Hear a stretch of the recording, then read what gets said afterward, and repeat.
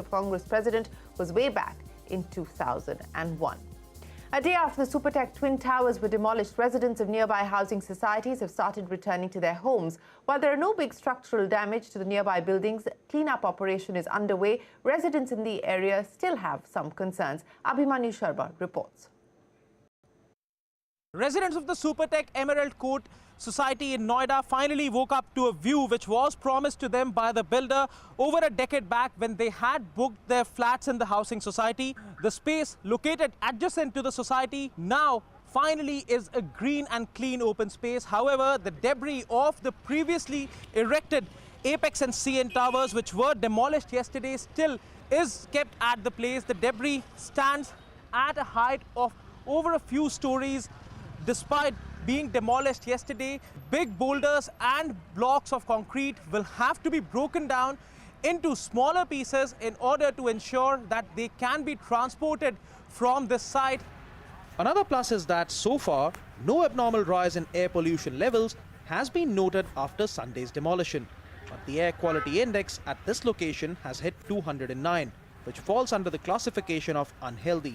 Experts say it may take some time for the air quality to return to what it was before the demolition, though water sprinklers, dust-sucking machines and mechanized sweepers have been deployed for quicker impact. While minimal damage has been reported at the Supertech Emerald Court, ATS Village, which is located adjacent to the demolition site, does have some damage due to the demolition which was carried out. The towers located adjacent to the demolition site have some glass panes which have been broken, some electric poles have been damaged.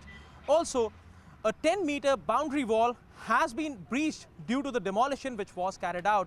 As of now, the authorities are looking at the issue and are trying to ensure repairs at the earliest. There's a massive structure which has fallen on the, the partition wall between ATS and Supertech. So I'm sure those things will have to be repaired. And my main, let's say, request to the authorities would be that, the structural safety audit should be done ASAP so that, the residents can live in peace. But authorities maintain that any damage in the area from the demolition is mainly superficial and not structural. They add that they are engaging with residents to ensure a swift return to normalcy. While civic authorities are involved in cleaning up the neighborhood, it's up to the residents to arrange, oversee and foot the bill for any cleaning up within their individual houses. But the residents are not complaining. Today morning we came back.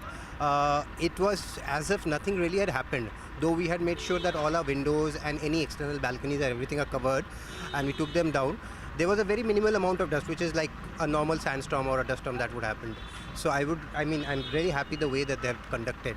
Everything very planned, very well managed. The RW had assured that if there is anything which breaks down, any major, which is like doors, window panes or something, if that happens, then they would, get them replaced. This will be a big deterrent for a lot of unscrupulous builders. The residents of these adjoining housing societies are also hopeful that the court-ordered demolition will instill fear in the minds of builders and prompt them to not tinker with safety norms or execute projects in a way that reduces the mandated green cover. In Noida, Abhimanyu Sharma for CNBC-TV18. In international news, the UN nuclear watchdog will visit Europe's biggest nuclear plant in Ukraine. This after fears intensifies due to severe shelling in the region. The nuclear power station has been a hotspot of conflict between Russia and Ukraine, and both countries have traded the blame for the attacks on or near the nuclear plant. In the neighborhood, Pakistan is battling the worst monsoon floods in a decade. Officials say over 1,000 people have died since June when the seasonal rains began. But the final toll could be higher as hundreds of villages in the mountainous north have been cut off after overflowing rivers disrupted connectivity. Pakistan has asked for help from the international community and the IMF for financial assistance. China's widespread lockdowns as part of its zero-COVID policy have taken a toll. Chinese tech giants recording their worst quarter of growth in history. Alibaba reported its first flat year-on-year quarterly revenue growth. Social media and gaming company Tencent reported its first sales decline on record.